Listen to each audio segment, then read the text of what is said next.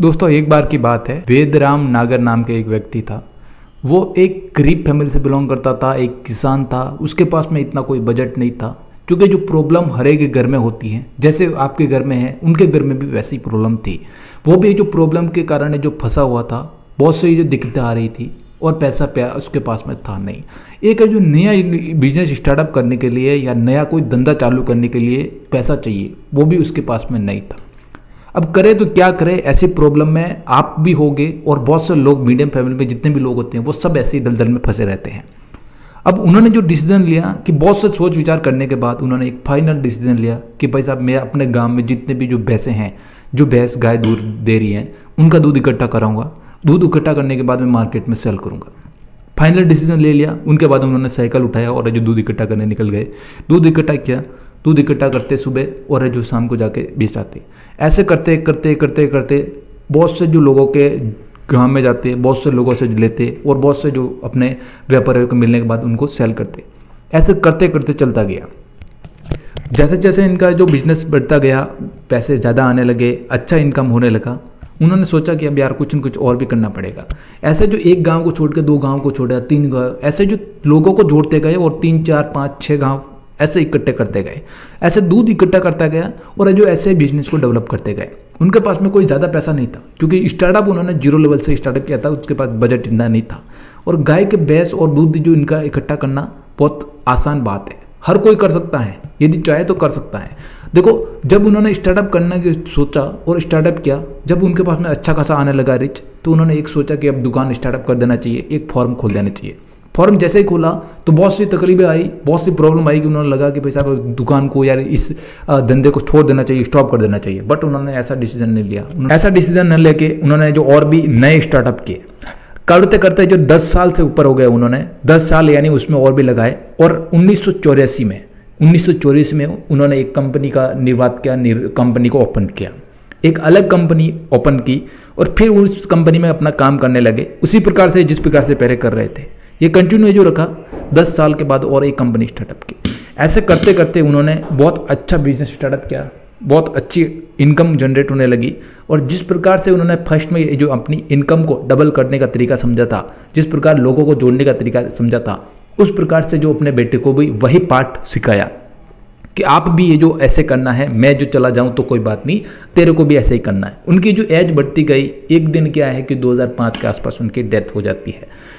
ऐसे में क्या है कि उनकी डेथ हो जाती है, तो डेथ होने के बाद अब बेटे के ऊपर सारी जिम्मेदारी आ जाती है, बेटे के ऊपर सारी प्रॉब्लम उनके आ जाती हैं, यानी बिजनेस को रन करना है। इस तरह भी जो डेथ हो जाती है, प्रॉब्लम आ जाती है, तो ऐसे में क्या है कि बहुत ज़्यादा डिफिकल्ट आती है। तो ये जो बिजनेस हमेशा जो लो चला जाता है, ऐसे कंडीशन में जो सिर बहुत ज़्यादा होता है तो मार्केट डाउन जाता है। बट ऐसे नहीं, क्योंकि जो उसको पहले से पाठ पटाया हुआ था कि बेटा ये जो ऐसे ऐसे करना है सब कुछ, तो वो इस काम में पहले से ट्रेंड था।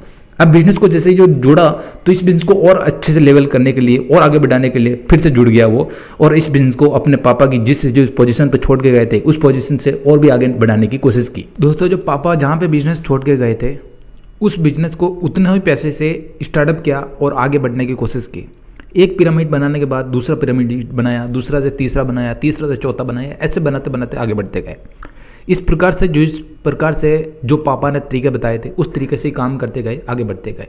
यानी जो घी बनाने का प्रोसेस समझा, उसके बाद में घी बनाना चालू किया। दही बनाने का प्रोसेस समझा, दही बनाना चालू किया।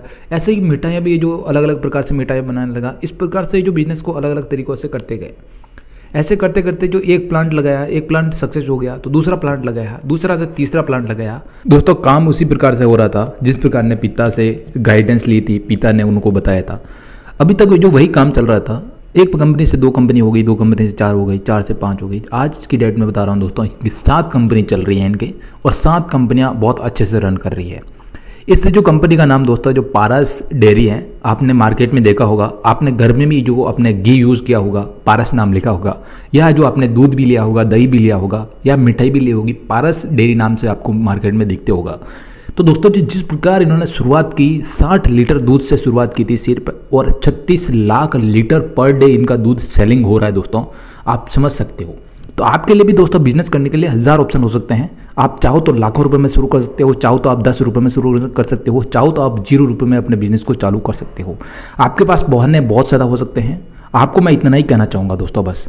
दोस्तों इसी प्रकार उन्होंने 60 से 65 लीटर से स्टार्टअप करके आज 7 से 8 कंपनी उनके अंडर में चल रही है, 7 से 8 कंपनी उनकी है। और पर डे की मैं जहाँ तक बात करूँ 36 लाख लीटर पर डे की सेलिंग हो रही है दोस्तों। इससे अच्छी क्या बात हो सकती है दोस्तों, बता सकते हो। बहुत से लोग मुझे कमेंट करते हैं कि दोस्तों जो कि पैसा नहीं है, मेरे पास इनकम सोर्स बहुत कम है, मेरे पास इनकम नहीं है, तो ऐसे उन लोगों को कहना चाहूँगा कि आप लोग ये सही डिसीजन नहीं ले पाते हो। हर एक टाइम पे आपको डिसीजन लेना जरूरी है। जब उन्होंने स्टार्टअप किया था 5 से 7 8 साल उन्होंने उस बिजनेस को स्टार्टअप किया। स्टार्टअप करने के बाद एक और नेक्स्ट स्टेप पर जाने के लिए उन्होंने लगभग 4 से 5 साल और भी लगा, जब एक फाइनल डिसीजन ले पाए। उनके बाद में जब और भी फाइनल डिसीजन लेना था और तब उन्होंने 5 से साल और दिए। यानी आपको भी ऐसे ही टाइम देना है बिजनेस में। टाइम आप दोगे तो इनकम आपकी बढ़ेगी, और इनकम बढ़ेगी तो आपके प्लांट भी बढ़ने वाले हैं, इनकम सोर्स डबल होंगे। तो आपको हमेशा ये चीज़ ध्यान रखनी है कि दोस्तों आपको कोई भी डिसीजन हड़बड़ी में नहीं लेना है। यानी बहुत से लोग करते हैं ना, फाइनल डिसीजन ले लेते हैं कि भाई साहब मेरे को ताला लगा देना चाहिए। ऐसे में आपका धंधा बंद हो जाएगा दोस्तों। बहुत से लोग आपको चढ़ाने में रहेंगे, बहुत से लोग गिराने में रहेंगे, लेकिन आपको फाइनल डिसीजन आपको लेना है, आपको ही आगे जाना है। तो दोस्तों आपको ही बढ़ना है आगे, कोई और बढ़ाने वाला नहीं है आपका। तो आप लोग सही डिसीजन सही टाइम पे लो और बिजनेस को ग्रोथ करने पर ध्यान दो। बस इतना ही कहना चाहूंगा दोस्तों। कोई भी है वो XYZ जो भी आपका हो, आप स्टार्टअप करने की ध्यान दो, आप लोग शुरुआत कर सकते हो। और इसके ऊपर मैंने एक डेडिकेटेड आर्टिकल लिखा है, मैंने पूरा आर्टिकल लिखा है इसे जो कंपनी के ऊपर मैंने। तो आप लोग चाहते हो और भी इंटरेस्टिंग जो बातें मैंने इस पर लिखी हुई है, तो आप पढ़ना चाहते हो तो मेरी लिंक डिस्क्रिप्शन में है, आप चेकआउट करना, पढ़ना। आप लोग अभी तक मेरे जो व्हाट्सएप ग्रुप को ज्वाइन नहीं किया तो ज्वाइन जरूर कर देना, लिंक मैंने आपको डिस्क्रिप्शन में दे रखी है।